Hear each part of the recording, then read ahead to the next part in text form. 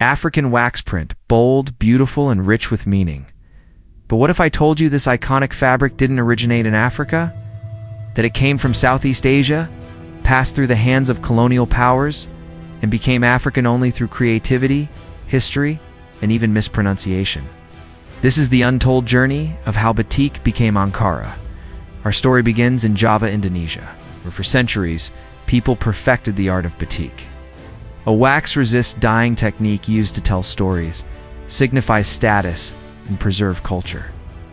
In the 1800s, the Dutch colonizers in Indonesia attempted to imitate this craft using industrial printing machines in Europe.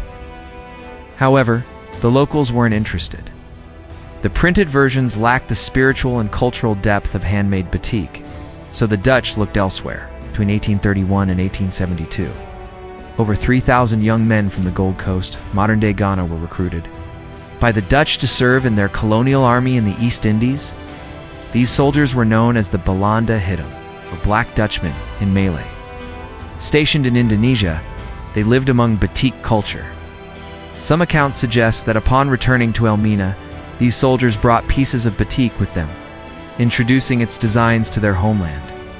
Even if they didn't carry large quantities, they brought exposure, making batik aesthetics familiar and desirable back in West Africa. By the late 1800s, Dutch and British textile companies like Vlisco noticed that West Africans responded positively to the printed batik styles. What Indonesia rejected, Africa embraced, and this wasn't accidental. The visual language of batik, geometric forms, repeating motifs, bold contrasts, resonated deeply with African artistic traditions. Over time, factories began producing wax prints specifically for African markets with new colors, themes, and meanings adapted to local tastes. Once on the continent, wax print was transformed. Africans didn't just wear the fabric, they redefined it. Each design gained a name, a meaning, and a story. Patterns came to symbolize wealth, love, betrayal, and social status. Women used prints to send silent messages. It was fashion, communication, and identity all in one. Soon, African-owned brands like GTP and Wooden emerged, giving even more cultural control back to the continent.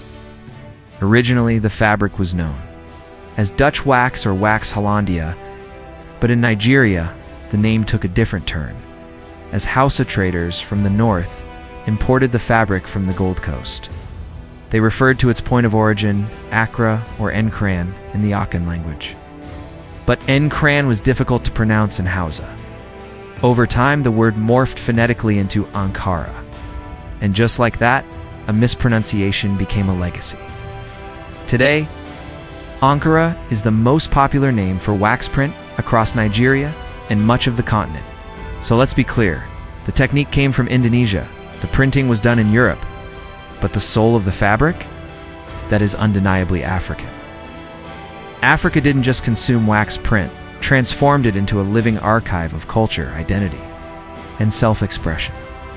From weddings to protests, politics to streetwear, Ankara remains a visual language that speaks across generations. The next time you see someone in a stunning Ankara outfit, remember that fabric has crossed oceans, empires, and centuries. It started as batik. It's passed through colonial factories and arrived in Africa, where it was reborn, reimagined, and renamed.